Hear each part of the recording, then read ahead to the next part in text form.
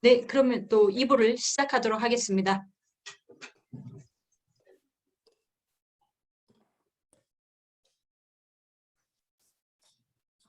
네, 계속해서 말씀드리겠습니다. 지금까지 그 퍼스 기호 이론의 몇 가지 중요한 점들을 좀 소개해드리고, 퍼스가 그 수수께끼로 남기게 된 부분, 특히 그 해석체 문제가 왜 그렇게 복잡하고 상징 기호를 설명하는 것이 왜 그렇게 어려운가, 이 부분을 그 설명을 드렸습니다. 체험주의적 해석을 하게 되면 소위 상위 기호인 상징 기호를 어떻게 설명할 것인지 이걸 이제 설명을 해야 되는데요.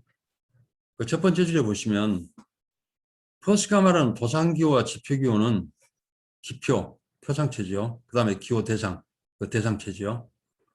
이 사이에 물리적 연관성이 그 기호관계를 확립하는 내용이라고 봅니다. 그러니까 유사성 또는 인과성, 아까 설명드린 대로입니다. 그런데 상징기호는 물리적 기호 대상, 퍼스 말로는 대상체죠. 대상체가 없습니다. 그래서 기표에 기호 산출자의 추상적 경험 내용이 부과되는 형태입니다. 표상체의 기호 산출자의 추상적 경험 내용이 어떤 식으로 지금 관련성을 갖게 돼요. 그런데 퍼스에게는 기호적 사상이라는 개념이 없다고 그랬습니다. 그러니까 이 상징기호를 설명하는데 어려움을 겪을 수밖에 없죠.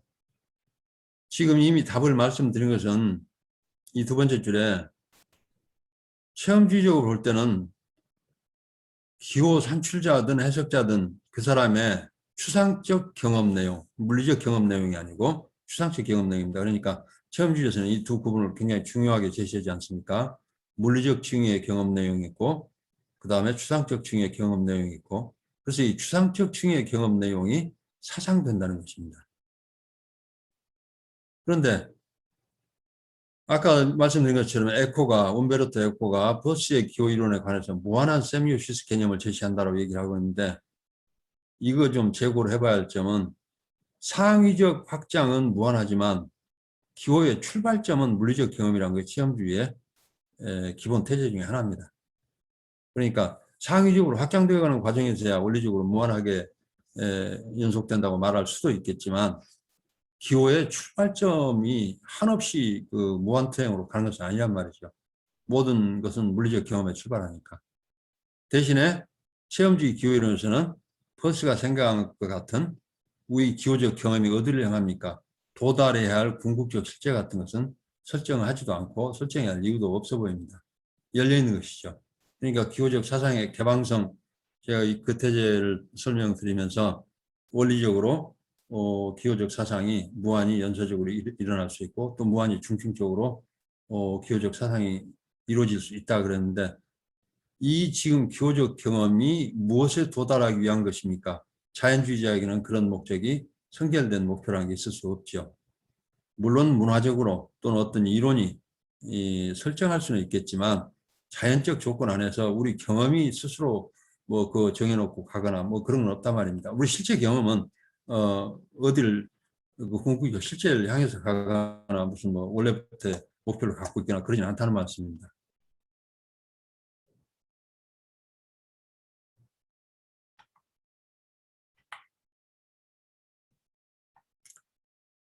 간단히 그 소개해드리고 가고 싶은 철학자는 카시르입니다.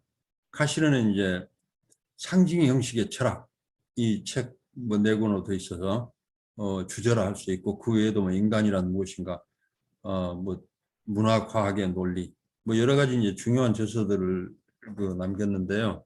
이 카시르가 이 상징 형식 문제를 다루는데 이게 지금 기호 문제를 집중적으로 다루고 있고, 그래서 아까 간단히 소개를 드렸습니다만은 이 카시르는 이 두 종류의 기호를 구별하는데 기호 또는 신호, 사인이죠. 그 다음에 상징, 이 두 종류 구분합니다. 당연히 동물이나 식물에게도 기호나 신호에 해당되는 사인 활동은 있다고 봅니다. 그런데 유일하게 인간만이 이 상징 능력을 갖고 있고, 그래서 이것이 인간의 사고의 특징이기도 하고, 그리고 이것이 우리 문화를 구성하는 핵심적인 기제라고 보는 것입니다. 그래서 이런 이론적인 배경을 토대로 해서 문화철학이라는 것을 새롭게 정립을 했고 철학사로 본다면 굉장히 중요한 인물이라고 볼 수 있죠. 문화철학이라는 분과를 새롭게 확립을 했으니까요. 그런데 이 문화철학을 확립하는 이론적인 토대가 바로 상징 형식의 철학입니다. 그런데 이 상징 형식이라는 게 제가 설명드린 대로 우리 기호적 사고 능력에 관한 부분이죠. 그래서 동물에게는 기호 능력 또는 신호 능력은 있지만, 사인 능력은 있지만 인간에게만 고유한 상징 능력이 있다 이렇게 정의하고 이것이 문화를 만든다라고 주장을 합니다. 여기서 카시를 상세하게 다룰 또 입장은 아니고 그래서 이 상징 형식의 선험성을 주장합니다. 이 상징 형식이 우리에게 선험적으로 주어진 어떤 능력이라고 봐요. 이거는 그야말로 칸트적인 유산이라고 봐야죠. 제가 좀 더 이제 그 정도를 해 봐야 할 필요는 있다고 보는데 칸트가 그 우리 인식을 설명하면서 도식이라는 걸 사용합니다. 도식이라는 개념을 도입을 해요. 그런데 이 도식이라는 게 선험적 형식이라고 본 겁니다. 칸트가. 경험적으로 이렇게 구성된 게 아니고 선험적으로 아주 기본적인 도식들이 있다라고 이렇게 얘기했는데 아마 그 생각의 연장선상에서 이 상징 형식도 칸트가 말하는 무슨 도식 같은 형태로 우리의 선험적 구조로 우리 마음 안에 있다라고 지금 그렇게 가정을 하기 때문에 여기에서 이 카실의 설명은 멈춥니다. 제가 선험에 관해서 항상 모든 선험 이론에 관해서 공통적으로 할 수 있는 말은 선험에서 멈춘답니다. 더 이상 이론이 갈 수 없다예요. 선험이 뭡니까? 선험에 관해서 뭐라고 얘기하고 싶고 또 초월에 관해서 뭐라고 얘기하고 싶은데 이론적으로 보면 자연주의자의 시각에 볼 때는 더 이상은 모르겠습니다예요. 그러니까 선험이 대단한 것도 아니고 초월이 무슨 깜짝 놀랄 무슨 비밀을 갖고 있는 것도 아니고 잘 모르겠답니다. 적어도 철학 이론적으로 그렇습니다. 알 수 없는데 있기는 있다예요. 최소한 설명이 안 된다는 말을 함축하고 있는 것이죠. 그래서 카시러는 기호 문제에 관해서 굉장히 중요한 통찰도 제시했고 또 철학적으로도 큰 기여도 했지만 여기에서 지금 상징 형식이 선험적이라고 말하는 순간에 그 이후의 문제는 수수께끼로 남게 된 겁니다. 자, 체험주의적으로 볼 때 그렇다면 상위적 기호라는 게 뭔가 소위 위계질서상 층위가 높은 기호가 있다면 그게 어떻게 가능한가? 이미 함축적으로 설명이 된 것으로 봅니다만은 상위적 기호라는 것은 기호적 사상이 2차 사상 이상 이루어지면 상위적 기호가 되는 겁니다. 2차 사상 이상이 이루어졌다는 말은 무슨 말씀인가 하면은 다시 한번 설명을 드리면요. 우선 설명을 보시죠. 하단에 1차 사상을 통해서 추상적 경험 내용이 산출됩니다. 이것이 우리 추상적 경험 내용을 산출하는 기본 방식이에요.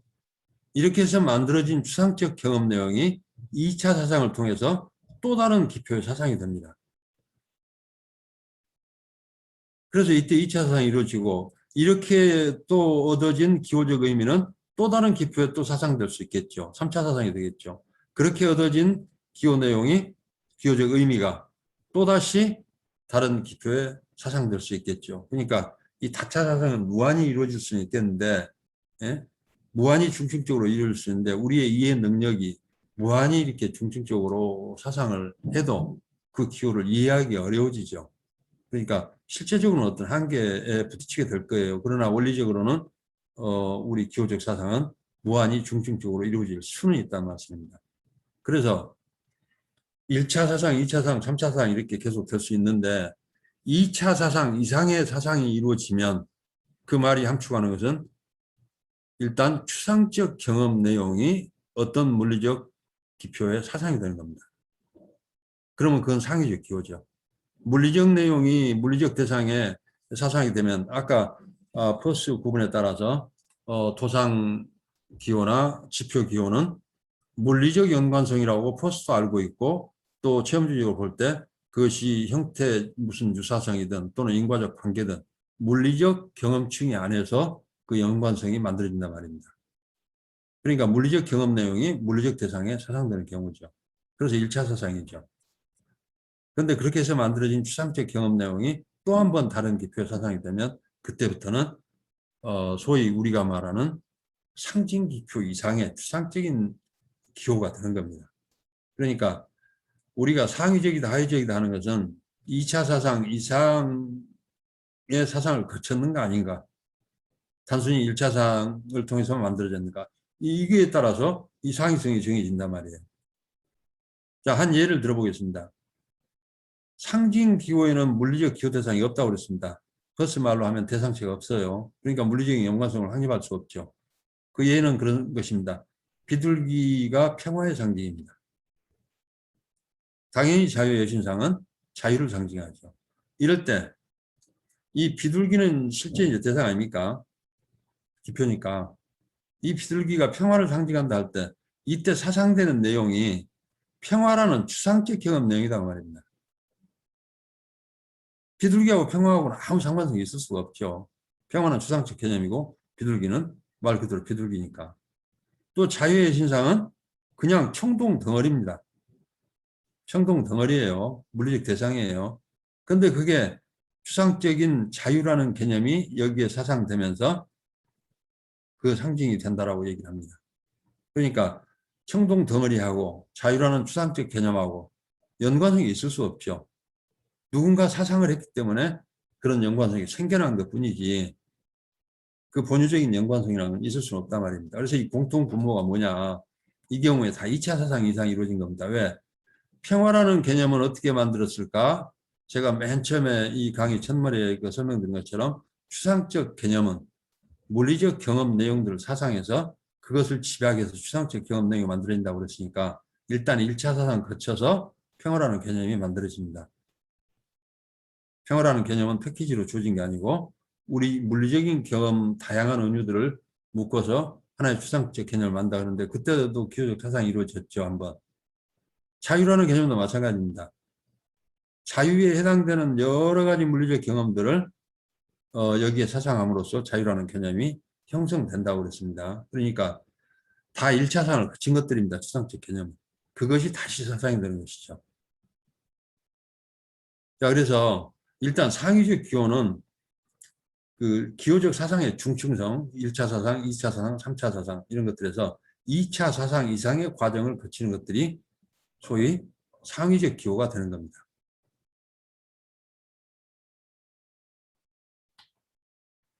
여기 그림 잠깐 보시면 이미 그 첫 강의에서 이미 소개가 됐던 그림입니다. 제가 사상도를 한 3개 정도 소개를 했었는데 물리적 대상을, 물리적 경험을 사상하는 경우, 물리적 경험을 사상을 해서 추상적 개념을 얻어내는 경우, 이 세 번째 경우가 이제 제일 복잡한 경우인데 그림 뭐 특별하게 뭐 설명드릴 필요는 없겠습니다만 지금 우리가 이 물리 세계하고 상호작용을 통해서 P1, 이 표기가 잘못되어 있네요. 1, 2, 3 이 정도 여러 개를 보여야 되는데 예.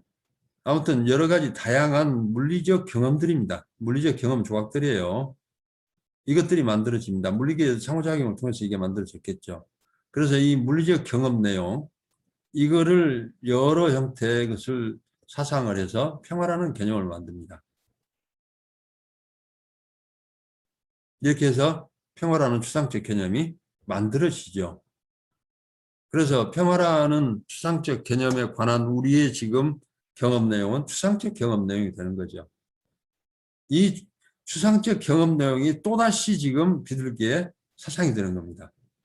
그래서 이 비둘기를 평화라는 추상적 경험 내용의 관점에서 이해하기 시작합니다. 여기에 보면 지금 일단 물리적 경험 내용을 한번 얻은 다음에 1차 사상을 한번 했고 그것을 통해서 추상적 경험 내용이 얻어지고 이 추상적 경험 내용을 또다시 다른 물리적 대상인 비둘기의 사상을 함으로써 비로소 우리가 상징이라고 보통 부르는 상위적 기호가 만들어지는 겁니다.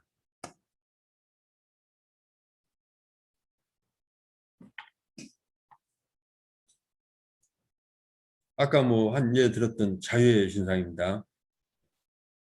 당연히 자유를 상징하죠. 자유는 추상적 개념이죠.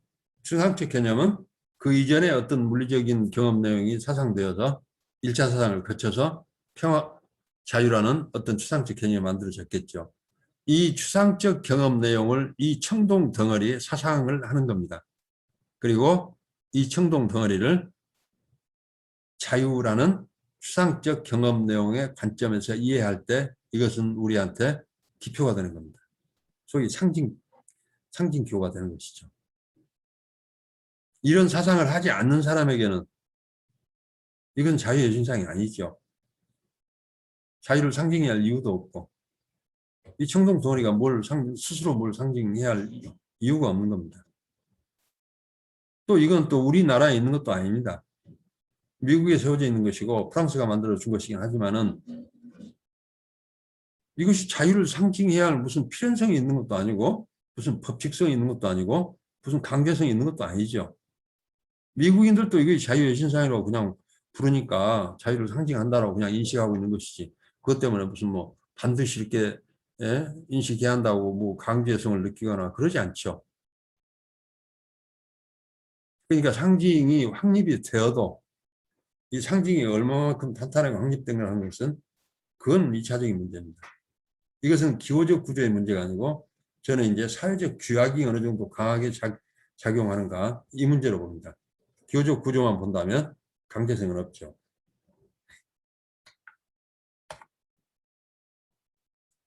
여기 두 개의 상징이 있습니다.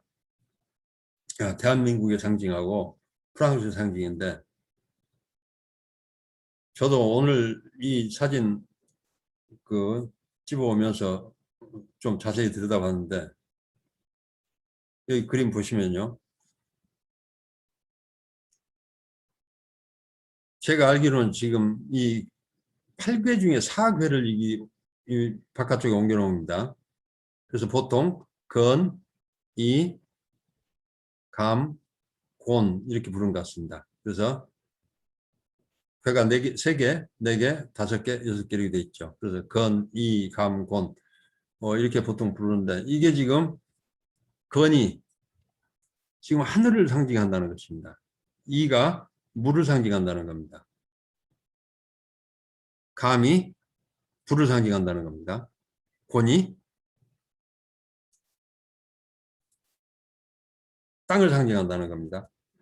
다 상징 체계죠. 또 상징의 의도로 이렇게 만들어졌고.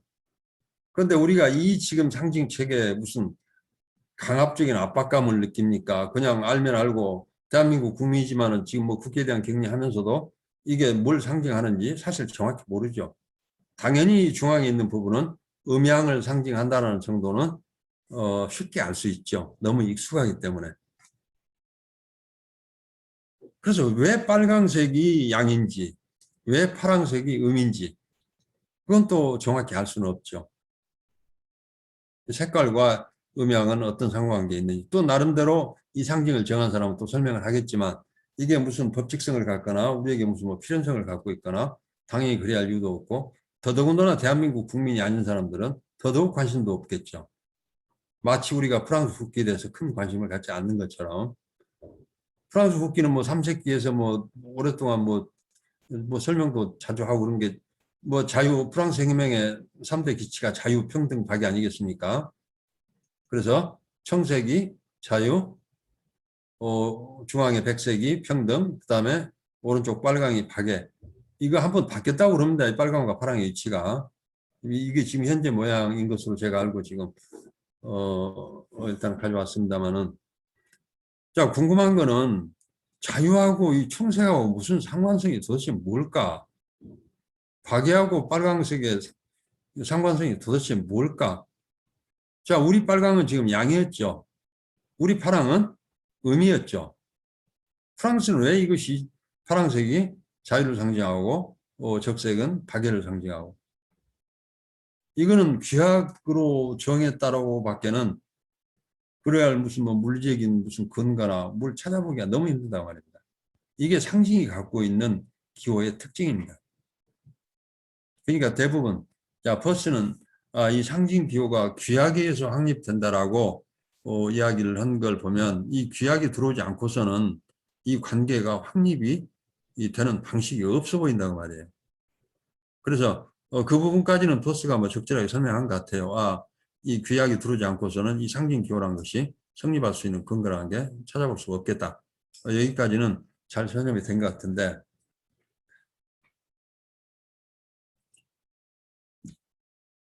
이 문제를 체험주의적으로 설명하려고 하면 예를 들어서 자유를 상징한다, 청색이. 이거 규약에 의해서 이루어졌다 하더라도 일단 자유를 상징한다라고 이렇게 하게 되면은 이 추상적 경험 내용이죠, 자유는. 그러니까 이건 뭐 상징 기호라고 부를 수밖에 없죠. 일단 상징적 기호라고 말입니다. 혹시 여기 지금 우리 지금 태극기에 물은 지금 물리적 대상 아닙니까? 그 관계를 말하는 것이 아닙니다. 물에 대한 우리의 이해하고 지금 이 괴하고의 지금 상관성을 얘기하는 거지, 물이 이것하고 연관이 있습니다. 지금 그 말을 하는 것은 아니죠. 그래서 여기서 지금 물을 상징한다 할 때 이 물은 우리가 일상적으로 알고 있는 물보다는 훨씬 더 추상화된 추상적 개념으로서의 물, 이렇게 봐야 이것이 상징이라는 의미가 비로소 있게 되는 거지, 뭐 구체적인 뭐 한강물을 가리킵니다, 뭘 가리킵니다, 이 가리킨다는 말이 아니에요. 그래서 일단 상징이라고 하는 것들이 규약에서 정해진다고 말할 때는 추상적 경험 내용들이 여기에 사상될 때 비로소 우리가 그것을 상위적이다. 한 차례에 사상이 더 이루어진 개념들이기 때문에 이미, 그래서 이 부분을 지금 체험주의적으로는 그렇게 설명을 해야 할 것 같단 말입니다. 이것이 저는 최종적인 설명이라고 생각지는 않습니다. 더 나은 설명이 언젠가 어떤 방식으로 제기될 수도 있고, 또 제 설명에 대한 어떤 반론도 있을지 제가 다 미리 검토한 건 아니기 때문에 여러 가지 이제 뭐 의견들은 있을 수 있다고 봐요. 그러나 현재까지 제가 체험주의적인 구도로 설명할 수 있는 최선은 이런 방식이죠.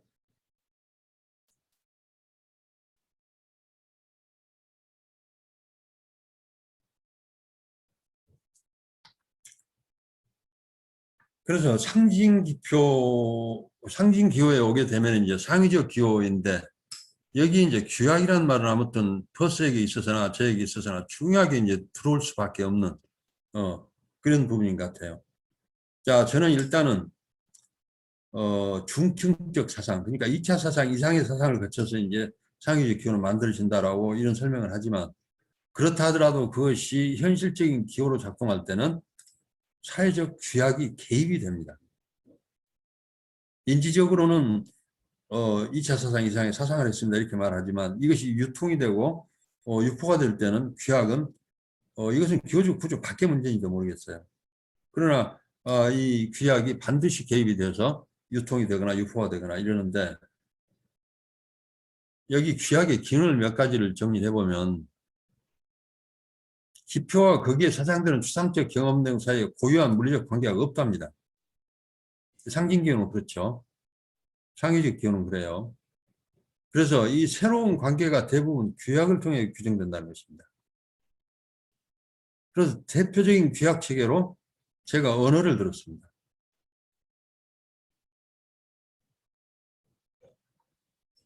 그러니까 기호적 사상이라는 인지적 기제와는 별도로 이것이 유통되는 과정에서 적어도 어떤 언어 공동체, 이것이 상징으로서 작동하려면은 이 사회적 규약이 들어오는 것은 불가피한 것 같단 말이에요. 그래서 규약화가 일단 안정이 되면 현실적 권력에 의해 강제성을 갖게 됩니다.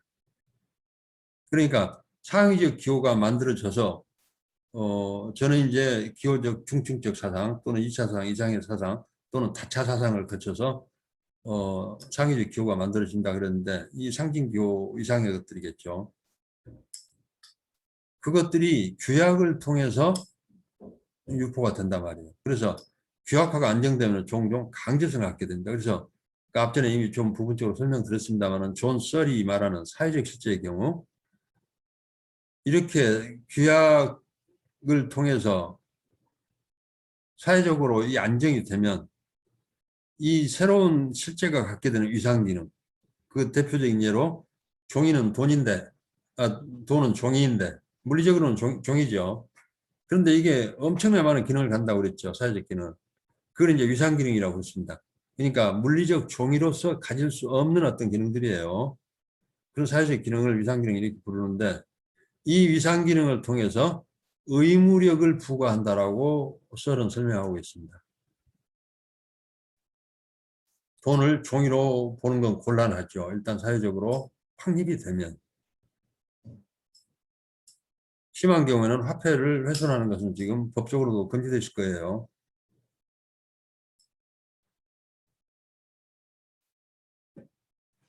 그래서 규약을 통해서 상위적 기호가 만들어지고 일단 만들어지면 강제성을 갖게 되는데 이 상위적 기호 중에 대표적인 예로 제가 언어를 들고 있는데 뭐 그 상징 기호야 뭐 헤아릴 수 없이 많은 예가 있겠습니다만 왜 지금 언어를 제가 특별히 드는가?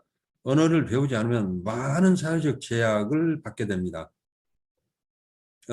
우리 언어를 익히지 않으면 적어도 한국에 살면서 그게 지금 아까 말씀드린 이 위상 기능을 통해서 의무력을 발휘하기 시작하니까 그렇죠.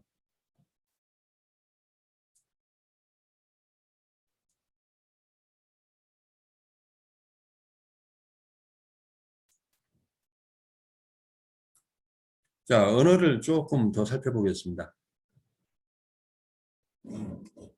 지금 제가 저는 원래 언어 철학 전공자입니다. 전공 영역을 조금 구체적으로 말씀을 드리면 제가 이 기호 이론을 다루게 된 이유도 언어 철학적 탐구를 쭉 하는 과정에서 언어 철학의 기본 가정만으로 더 이상 나갈 수 없는 한계가 있다는 것을 그걸 제가 알게 됐고 그 언어를 적절하게 설명하려면 언어 밖으로 그 언어의 뿌리까지 가지 않으면 지금 20세기 초반에 언어 철학이 갖고 있는 기본 과정으로는 설명이 너무 안 되는 근원적인 문제가 있다고 생각했기 때문에 제가 그것 때문에 지금 기호로 옮겨온 것이에요. 그래서 기호적인 설명을 해보니까 언어에 대한 성질이 이제 새롭게 규정이 되는데 지금 우리가 보통 체계화된 언어라고 부른 거예요. 지금 우리 사용하고 있는 언어는 소리 언어든 문자 언어든 간에 규약화된 기표 체계입니다. 기호적 구조가 없이는 언어는 성립할 수 없는 겁니다. 그러니까 형태상으로는 기표 체계예요. 그러니까 그 전에 이제 언어 철학적 기본 가정이 무슨 뭐 태초에 언어가 있었느니 뭐 이런 식의 무슨 이야기 언어는 그 자체로 자율적 구조를 갖느니 언어는 선언적 구조를 갖고 있는 하는 여러 유형의 이론들이 있는데 그 아까 말씀드린 것처럼 뭐 태초 얘기 나오고 뭐 선언 얘기 나오면 잘 모르겠다는 얘기가 다르지 않아요. 그래서 언어가 그 자체로 서 있을 수도 있다라는 생각들이 이 초기에 언어 하는 사람들의 그 어떻게 보면 철학 자체가 언어에 의존하기 때문에 언어에 대한 신뢰라는 것은 거의 뭐 뭐라고 말해야 할까요? 그 전제 조건 같은 것이었겠죠. 그래서 언어 자체를 메타적으로 보지 않고 일단 언어를 출발점으로 보는 경향이 있었던 것 같아요. 근데 제가 이제 그 기호적인 문제를 살펴보니까 기호적 구조 안에서 우리가 사용하는 언어는 일단 기표체계라고 말할 수가 있겠고 수화든 또는 음성 언어든 이런 것들은 신체 기표를 사용합니다. 수화는 주로 손 많이 사용하죠. 몸 동작도 들어가 있겠지만 또 음성 언어는 우리 목소리를 사용하죠. 제가 신체 기표 이러는 것은 우리 몸의 일부나 몸을 조작해서 사용하는 기표를 신체 기표 그렇게 분류를 합니다. 그러니까 노래를 한다거나 춤을 춘다거나 표정을 짓거나 이런 기표들은 다 신체 기표죠. 뭐 내 목소리를 낸다거나. 그런데 문자 언어는 비신체 기표입니다. 우리가 지금 문자라고 쓰고 있는 것들은 인공 기표예요. 그러니까 같은 언어 안에 소리 언어 또는 문자 언어 이렇게 구별한다면 소리 언어가 훨씬 더 이 체험주의적으로 볼 때는 더 원형적인 형태의 언어 형태라고 볼 수 있습니다. 우리 몸에 가깝죠. 우리 몸을 직접 사용해야 되니까. 근데 이 문자는 뭐 종이에다가 연필 사용하거나 뭘 써서 어디다 표기를 하거나 이렇게 하지 우리 몸을 조작하진 않죠. 그러니까 비신체 기표고 또 인공기표란 말입니다. 그런데 이 언어 그 무한수의 그 기표들 중에 이 언어 기표가 갖고 있는 굉장히 다른 특징이 있는데 제가 특히 주목하는 것이 언어 기표의 유연성입니다. 자의적 기표 선택이 가능합니다. 예를 들면 어떤 것에 이름을 정할 때 거의 무한수의 조합을 해서 다른 이름을 붙일 수 있죠. 새로운 물건이 생겨나거나 그리고 수도 없이 많은 새로운 것들이 생겨나면 또 새로운 이름을 붙이고 있는 이름을 바꾸기도 하고 자유롭죠. 원리적으로 그걸 가로막고 있는 건 없으니까. 제 개인의 이름뿐만 아니라 지금 우리가 부르는 무슨 뭐 일반 명사를 부르는 고양이다, 산이다, 강이다 뭐 다르게 부를 수 있죠. 얼마든지. 또 젊은이들은 표준말을 안 쓰고 무슨 속어 비슷한 걸 만들어갖고 계속 다르게 부르죠.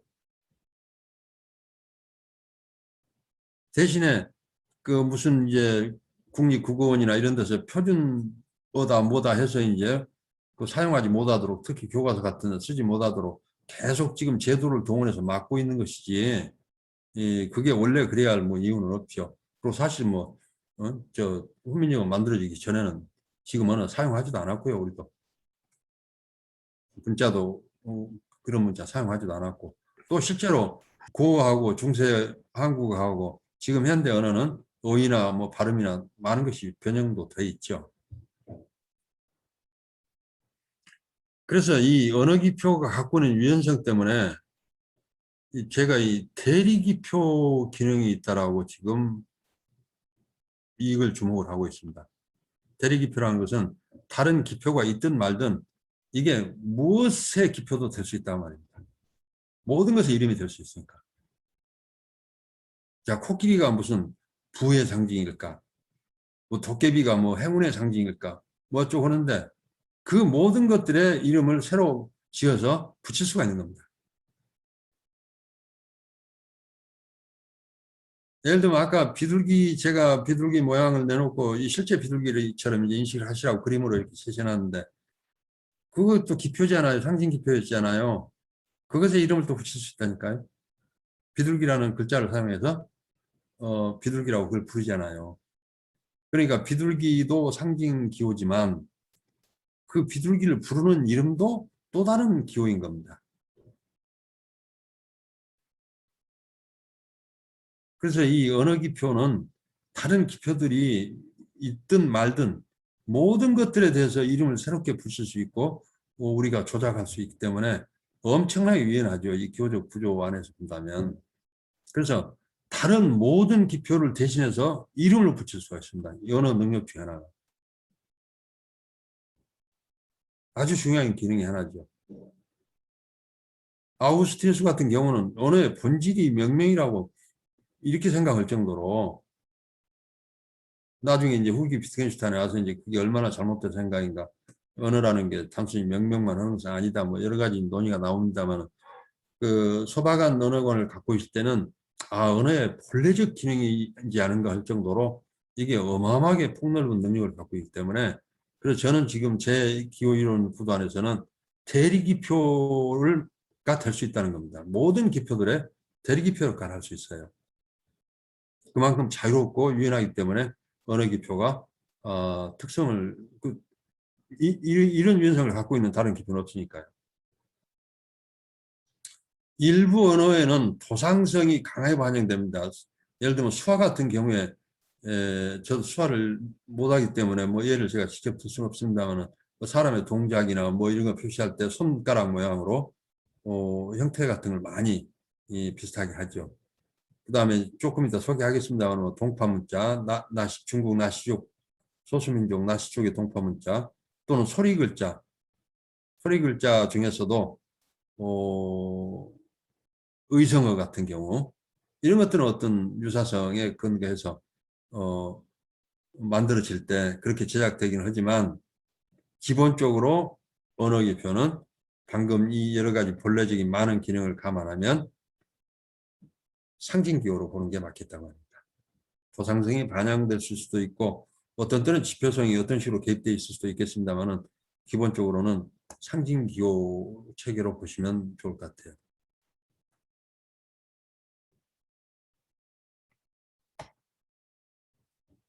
여기는 이제 뭐 다 예들입니다.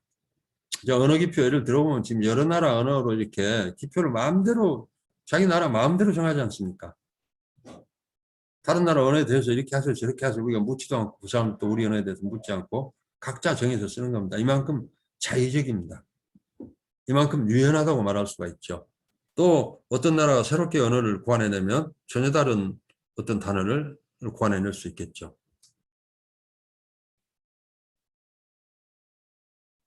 특히 언어 기표 역할을 아까 제가 그 명명 네이밍 문제를 들었는데 엄청나게 유연하다고요. 일반 명사는 구체적인 기호 대상이 없습니다. 예를 들면 산이다. 특정한 산이 아니죠. 그 일반 명사잖아요. 그러니까 구체적인 기호 대상이 없는 겁니다. 무수히 많은 산을 가리키고 있기 때문에. 그래서 사실 엄격하게 말하면 일반 명사 산이라는 것은 사실은 산이라는 추상적 개념과 대응하고 있는 것이지 어떤 구체적인 산에 대응하는 것은 아니죠.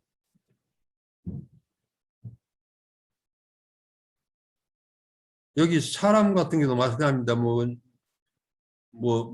영어로나 또 일본이나 중국에서 이렇게 표기할 텐데 이게 지금 누군 구체적인 한 사람을 가리킨 게 아니라고 말입니다. 사람이란 추상적인 일반 명사죠. 이 일반 명사하고 대응하고 있단 말이에요. 그러니까 규약적으로 정할 수밖에 없죠. 고유명사 경우는 좀 다를 것 같은데 뭐 철수다 영이다 뭐 이렇게 하는데 여기도 곰곰 생각해 보면 여기는 구체적인 대상체가 있지 않습니까? 그러는데 이것도 간단한 문제가 아닙니다. 구체적인 기호 대상, 버스 말을 따르면 대상체는 있어요. 있는 것 같아요. 그런데 이 기표, 이 철수라는 기표하고 소위 그 철수라는 사람하고 물리적 연관성은 없죠. 그러니까 이것도 규약적으로 맞는 걸로 봐야죠. 제 이름도 마찬가지고 여러분들 다 이름도 마찬가지겠습니다만 이름은 그냥 기표일 뿐이고 나라는 사람하고 어떻게 직접적인 연관을 맺겠습니까? 규약적으로 그렇게 연관성을 만든 것이죠. 그러니까 일반 명사를 가리키든 심지어는 구체적인 사물을 가리키는 경우를 하더라도 물리적인 연관성에 근거해 있는 건 아니다가 말입니다. 그 관계가. 그렇다면 이것들 다 언어적인 것은 만약에 퍼스의 구분을 따른다면 상징 기호로서 일단은 분류할 수밖에 없겠죠.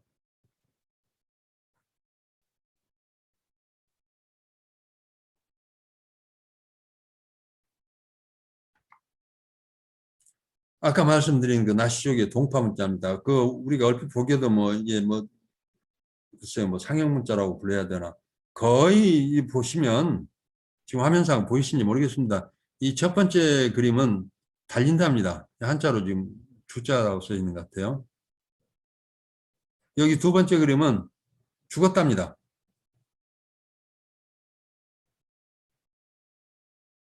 여기 지금 아래 첫 번째 그림 이게 지금 한자로 지금 뭐라고 돼 있냐면 홀레로 돼 있네요. 결혼으로 돼 있네요.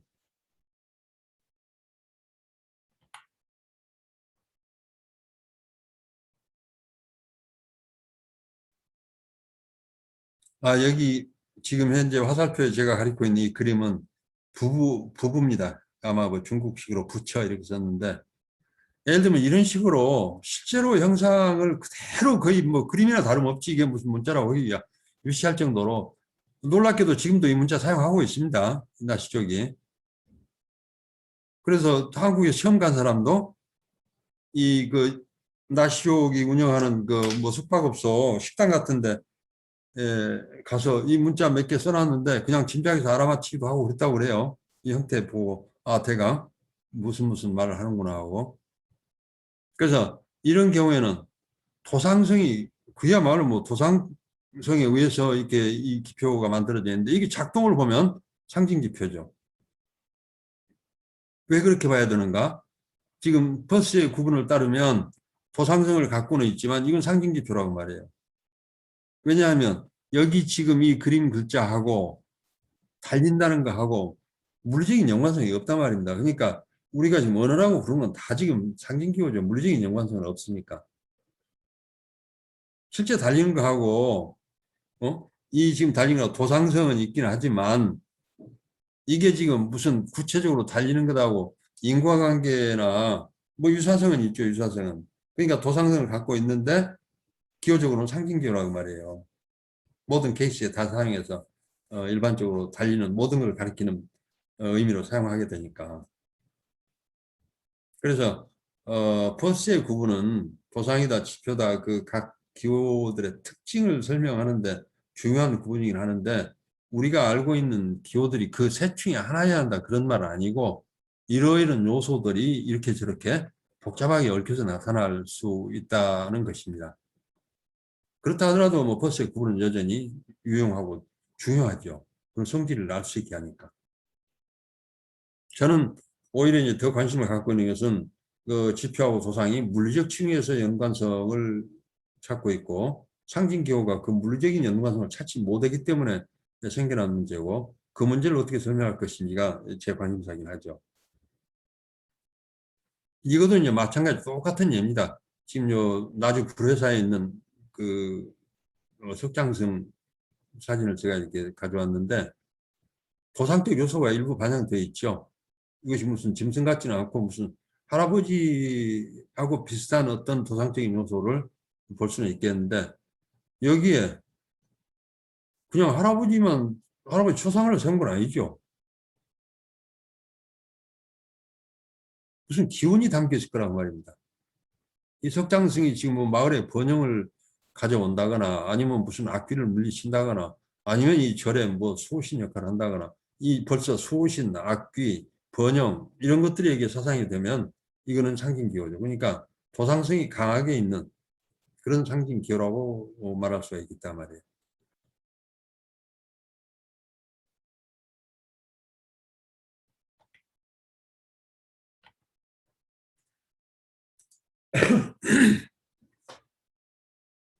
이 캐나다 밴쿠버에 있는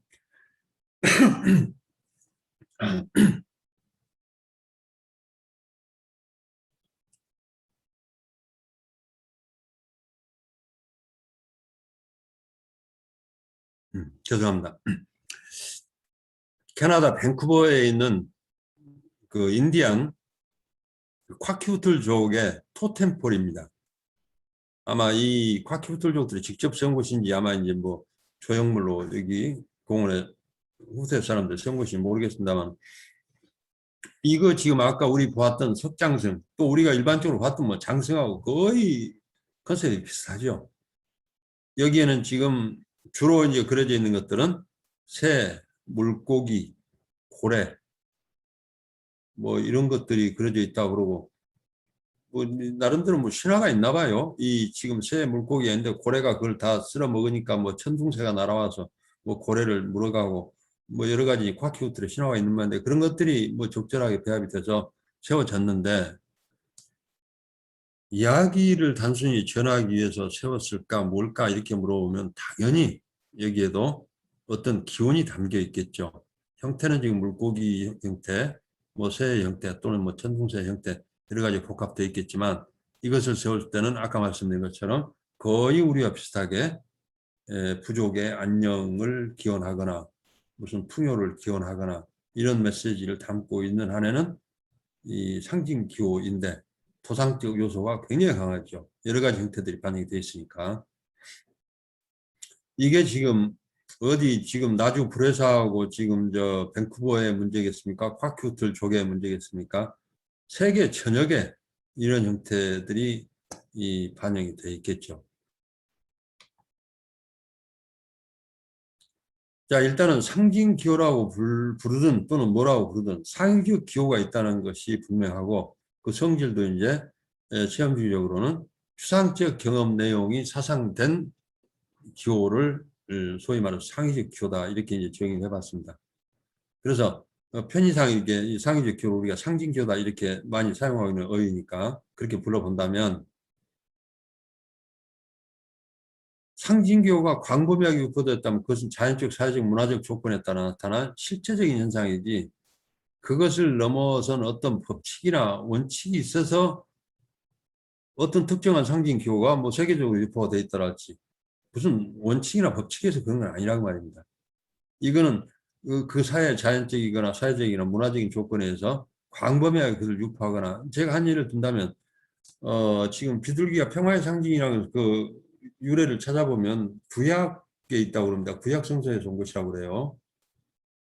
그래서 일설에 의하면 뭐 노아의 방주가 떠 있었을 때 비둘기가 풀잎을 물고 왔다는 얘기고 어딘가 육지가 있다는 얘기고 그래서 그것을 뭐 평화의 상징으로 봤다는 설 뭐 이런저런 설이 있는데 이렇든 저렇든 그 소스는 다 지금 서양적인 것이고 그런데 지금 한국에서도 뭐 거의 별 특이성 없이 비둘기는 평화의 상징인 것처럼 크게 반감 있는 것도 아니고 크게 뭐 동의하는 것 같지도 않습니다만 뭐 그렇게 굉장히 넓게 유포가 되어 있습니다. 아마 이것은 지금 서양 문화의 문화적인 파급 효과 때문에 같이 마치 한류가 퍼져나가면서 어쩌고저쩌고 뭐 하는 것처럼 이런 현상일 것이라고 생각합니다. 무슨 법칙이나 뭐 비둘기가 바꿔 말씀드리면 비둘기가 아닌 다른 모든 생명체나 사물이 평화의 상징이 될 수 있었다는 얘기입니다.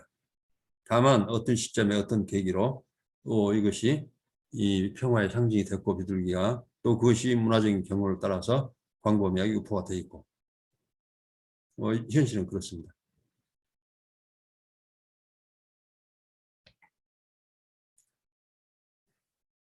제 말씀을 거의 이제 마무리를 해야 할 것 같습니다. 상징 능력은 적어도 사회적 기호다 이렇게 정의하는 한은 다른 동물을 찾아볼 수 있는 인간의 고유한 능력. 이것은 뭐 저도 마찬가지고 버스도 마찬가지고 카시로도 마찬가지고 아마 소시루 계열에 있는 기호학자들도 이 부분에 대해서 뭐 이의를 제기할 것 같지는 않아요. 다만 이 상위적 기호가 어떻게 만들어집니까에 대해서 저는 이 기호적 사상이 기호적 경험의 주된 기제라고 설명했기 때문에 2차 사상 이상의 다차 사상을 사용해서 구성하는 기호가 바로 상위적 기호, 흔히 상징이라고 말하는 것이고 그래서 우리 인간이 추상적 경험 내용을 축적할 수가 있고 그것을 또 다른 물리적 대상에 사상할 수 있고 그래서 이런 의미에서 상징이라는 것은 상징을 연구하기 위해서 옛날 신화 연구하고 뭐 설화를 연구하고 민속 신앙 연구하고 별하별 연구를 해서 뭐 상징의 비밀을 밝히겠다고 하는데 풍성한 자료로서 역할을 할 수 있는지 모르겠습니다만 인지적으로 뭘 설명하는 것은 아니죠. 그래서 상징이라는 것은 신비도 아니고 초도 아니고 우리의 인지적 능력입니다. 그런데 이 정도의 기호적 사상을 중증적으로 할 수 있는 종은 아직까지 관찰된 바로는 우리 인간 종밖에 없는 것 같아요. 그런 의미에서 상징, 소위 말해서 상위적 기호인 상징은 진정한 인간적 능력이다. 이렇게 말할 수도 있을 것 같습니다.